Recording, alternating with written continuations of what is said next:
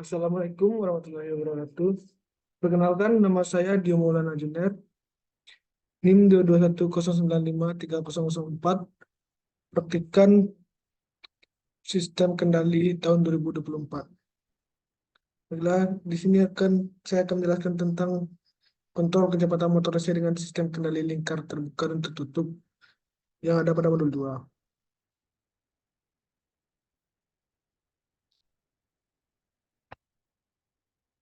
Pertama, di mana itu terdapat diagram blok sistem kendali.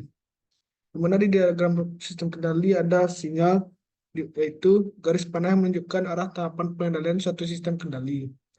2. Subsistem, blok yang berisikan karakteristik dari tahapan pengendalian sistem dalam, berbentuk fungsi. 3. Summing point adalah titik penjumlahan atau pengurangan antara dua sinyal atau lebih. 4. Branch point adalah titik percabangan antara dua sinyal atau lebih. Diagram blok dapat dilihat pada gambar di bawah ini. Begitulah bentuk dari diagram blok. Sistem kendali lingkar terbuka dan tertutup. A. Sistem kendali lingkar terbuka. Sistem kendali yang tidak memiliki umpan balik. Dapat dilihat pada gambar berikut, di mana fungsi alihnya CS per RS sama dengan GS. Keluaran sistemnya CS sama dengan GS RS. Kemudian ada sistem kendali lingkar tertutup, di mana sistem kendali yang memiliki timbal balik. Dapat dilihat pada gambar, di mana fungsi alihnya CS sama dengan ES cross GS. ES sama dengan RS kurang BS. BS sama dengan CS HS. Selanjutnya, substitusikan persamaan 3 ke persamaan 2 menjadi ES sama dengan RS kurang CS HS. Setelah itu, substitusikan persamaan 4 ke persamaan 1 menjadi CS sama dengan dalam kurung RS kurang CS HS tutup kurung cross GX. Kalikan GS ke dalam sehingga menjadi CS sama dengan RS GS kurang CS HS GS. Selanjutnya, pindahkan CS HS GS ke ruas kanan menjadi CS tambah CS HS GS sama dengan RS GS. CS tambah CS HS GS sama dengan RS GS. Keluarkan nilai CS sehingga CS dalam kurung 1 tambah GS HS tutup kurung sama dengan RS GS. Lalu pindahkan RS ke ruas kiri dan 1 tambah GS HS ke ruas kanan menjadi CS per RS sama dengan GS per 1 tambah GS HS. Perbandingan sistem kendali lingkar terbuka dan tertutup dapat dilihat pada tabel. Pada sistem lingkar terbuka, yang pertama kurang stabil dan teliti, yang kedua lebih mudah dibuat, yang ketiga tidak ada umpan balik, yang keempat murah. Pada sistem lingkar tertutup, yang pertama lebih stabil dan teliti, yang kedua lebih susah dibuat, yang ketiga terdapat umpan balik, yang keempat mahal. Pengendalian PID. Kontrol PID digunakan untuk memperbaiki performa sistem melalui perbaikan respon sistem yang dihasilkan. Pertama, mengurangi atau menghilangkan nilai error steady state. Kedua, meningkatkan kecepatan respon untuk mencapai set point. Pertama, pengendali proporsional. Jenis kontrol ini menghasilkan output yang sebanding nilai masukan dalam kurung input. Dapat dilihat pada gambar. Karakteristik pengendali proporsional. Pertama, jika KP diperkecil, maka respon sistem akan semakin lambat dan rest time akan semakin lama. Yang kedua, jika KP diperbesar, maka respon sistem akan semakin cepat dan rest time akan semakin dekat. Yang ketiga, jika KP terlalu besar, maka respon sistem akan tidak stabil. Ada overshoot atau osilasi tidak jelas. Keempat, nilai KP dapat diatur atau ditentukan sedemikian sehingga mengurangi steady state error, tetapi tidak menghilangkannya. Dalam domain Laplace dapat ditulis US per ES sama dengan KP. Pengendali integral. Jenis kontrol ini menghasilkan output yang lebih besar atau lebih kecil ketika error input sama dengan 0. Dapat dilihat pada gambar. Dalam pengendali integral, nilai error E diumpankan sebagai laju perubahan sinyal kontrol U sebagai mana dinyatakan di persamaan berikut. UT sama dengan KI integral 0 sampai T, ET dt. Dalam domain Laplace dapat ditulis US per ES sama dengan KI per S. Pada karakteristik pengendali integral, ada 4. Yang pertama, keluaran pengontrol integral membutuhkan jeda, sehingga pengontrol integral cenderung memperlambat respon. 2. Ketika sinyal EES sama dengan 0, output pun akan tetap bertahan pada nilai sebelumnya. 3. Jika EES tidak sama dengan 0, maka output akan menunjukkan kenaikan atau penurunan yang dipengaruhi oleh nilai EES dan nilai KI. 4. Konstanta integral KI yang sangat besar akan mempercepat hilangnya error, namun akan meningkatkan osilasi. 3. Pengendali derivatif. Jenis kontrol ini menghasilkan output yang merupakan diferensial dari input. Namun, pengendali ini tidak dapat mengeluarkan output tanpa adanya perubahan input. Dapat dilihat pada gambar. Pengendali derivatif akan memberikan suatu sinyal kontrol U yang bersesuaian dengan turunan laju perubahan sinyal error E sebagai mana dinyatakan dalam persamaan berikut. UT per ET sama dengan KD.DET per DT. Dalam dominan Laplace dapat ditulis US per ES sama dengan KDS.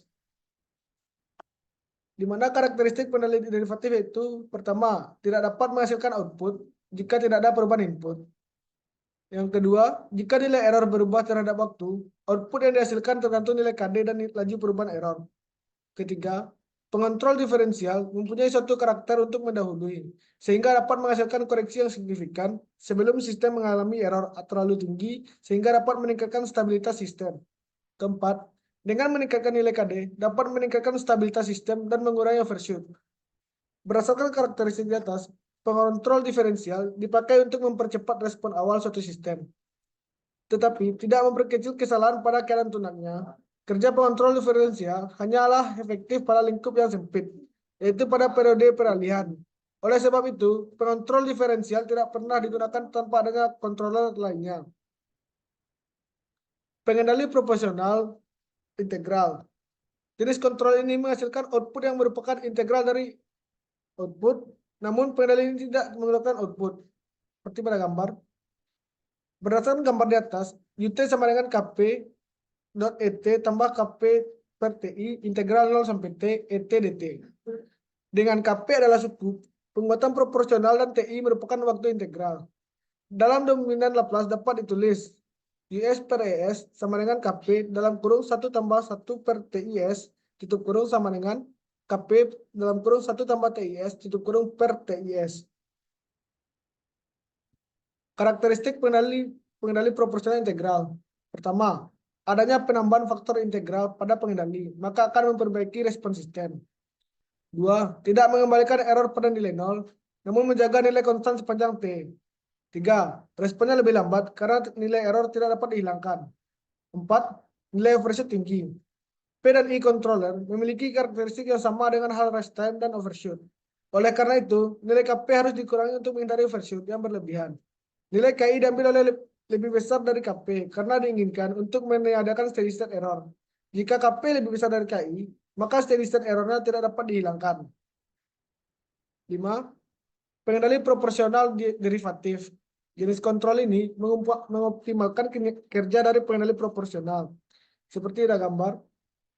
Di mana dari gambar di atas, UT sama dengan KP.T.ET tambah KP.TD dalam kurung DET per DT tutup kurung. Dengan KP adalah suku penguatan proporsional dan TD merupakan waktu derivatif dalam domain Laplace dapat ditulis US per ES sama dengan KP dalam kurung 1 tambah TDS tutup kurung. Karakteristik pengendali proporsional derivatif. Pertama, respon sistem sangat cepat.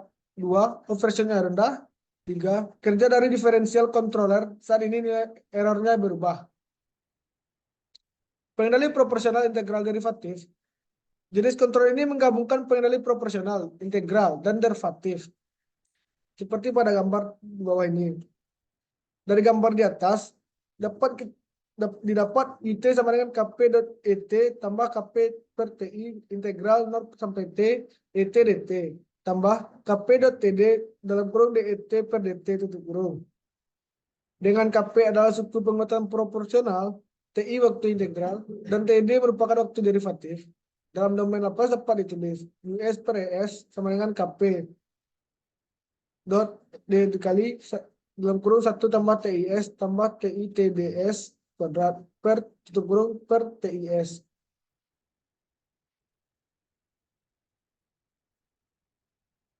Karakteristik pengendali proporsional integral derivatif. Pertama, memperbaiki respon transien. 2. menghilangkan nilai error steady state. 3. Mengurangi overshoot.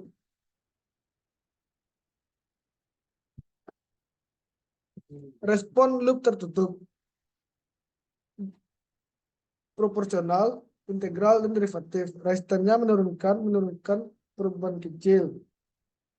Overshoot-nya meningkatkan, setting time perubahan kecil, steady state error menurunkan atau mengurangi.